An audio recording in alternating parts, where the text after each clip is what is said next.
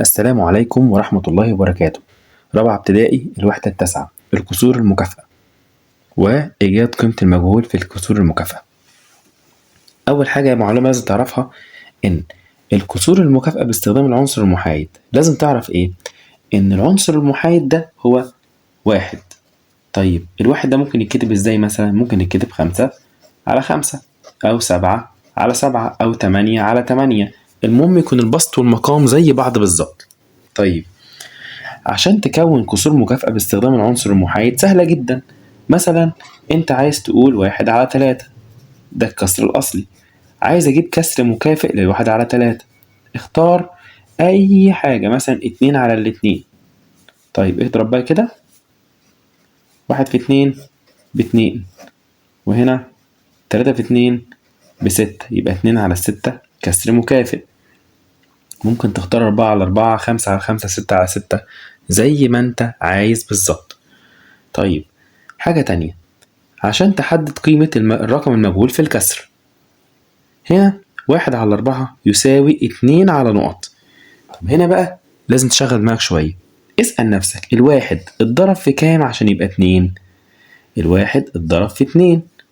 يبقى الواحد اتضرب في 2، يعني 1 في 2 ب2. خلاص، زي ما ضربت فوق في 2 اكتب تحت هنا كده في 2. يبقى 4 في 2 ب8، يبقى الرقم المجهول هنا 8. طيب نفس الكلام هنا. طيب ابدأ دايما من الصغير، يعني اسأل نفسك كده، الاتنين ازاي بقت 4؟ اتضربت في 2. الاتنين اتضربت في 2 اتضربت في 2 بقت 4. خلاص بنفس الطريقة هنكتب هنا كده في 2. اسأل نفسك، كام يتضرب في 2 يديني 6؟ كام يتضرب في 2 يديني 6؟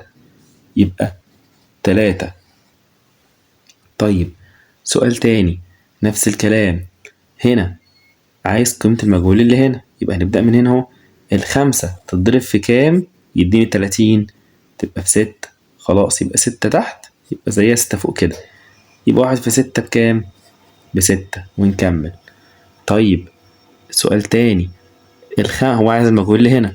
5 ازاي بقت 10؟ اتضربت في 2. يبقى نضرب فوق في 2 وتحت في 2، هيبقى 6 في 2 ب12.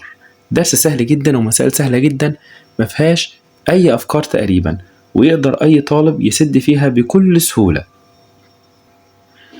بس لازم يكون عنده معلومات كافية عن جدول الضرب تحديدا. يعني يفضل جداول الضرب لحد 9. الموضوع سهل مش صعب، عشان يقدر يسد في المسائل دي ويقدر يحل فيها بكل بساطة. دورك انت بقى بعد ما عرفت القاعدة هو حل مسائل كتير.